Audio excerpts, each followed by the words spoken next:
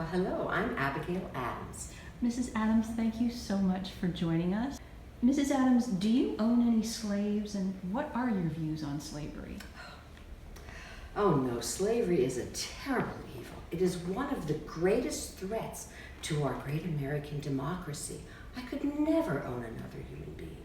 I have sometimes been ready to think that the passion for liberty cannot be equally strong in the breasts of those who have been accustomed to deprive their fellow man of the same. Of this I am certain, and that is, it is not founded upon that Christian principle of do unto others as you would have done unto you. I remember back in 1791, a young black man came to my door. He asked to be taught how to read and write. Well, I signed him up for the night school to the vociferous objections of my neighbors, and I said to them, is he not a free man like any other man? Just because his face is black? Is he to be denied an education? How is he to provide for his family? Well, I had no problem inviting him into my own parlor and teaching him to read and write. Mrs. Adams, how did you get your education, and what are your views on education for women? Being a sickly child, I was educated at home. My dear mother Elizabeth was my first teacher, and my sisters Mary and Elizabeth were my classmates. I craved learning, and I did so with many great books from our vast family library. My father William and my grandfather John Quincy were voracious readers. They were possessed of a wide range of interests and experiences. My sister's husband, Richard Cranach, he also became my tutor, and he tutored me in the classics and languages.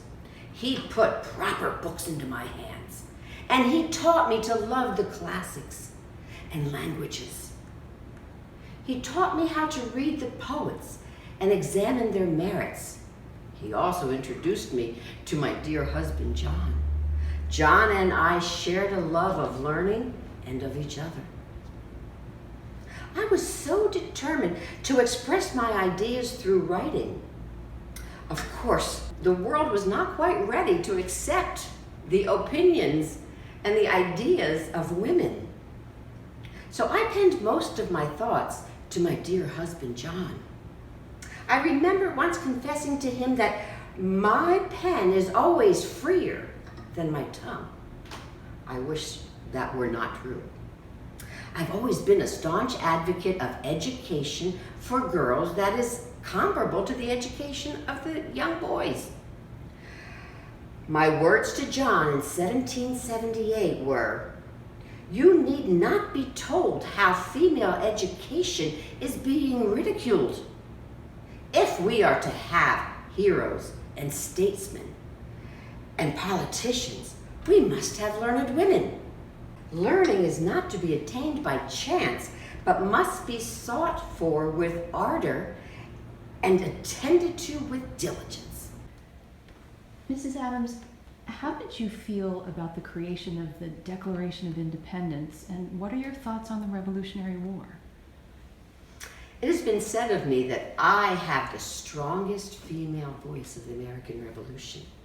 As our colonial fight for independence from the mother country ensued, I was appointed by the Massachusetts Colony General Court in 1775, along with Mercy Warren and Mrs. Winthrop, who was the governor's wife.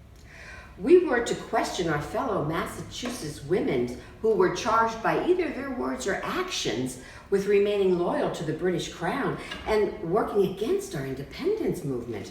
Upon hearing this news, my dearest friend John wrote, "You are now a politician and now elected to the important office that the judges of the Tory women, which gives you naturally a very strong voice with your sex."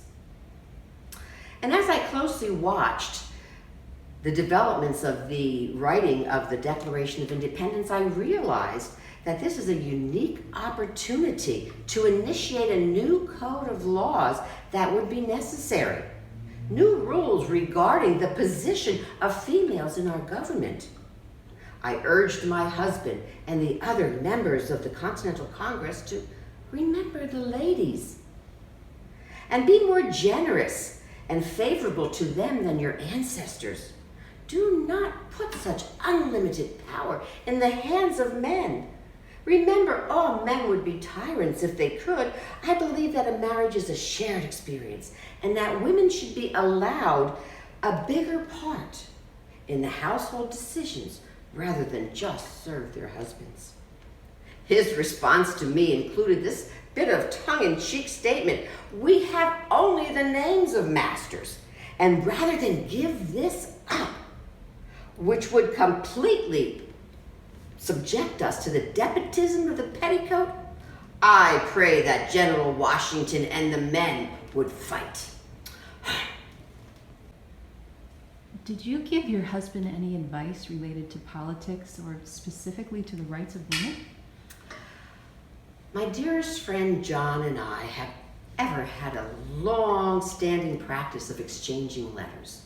As a matter of fact, we must have written hundreds, if not thousands, of correspondence since our courtship began in 1762.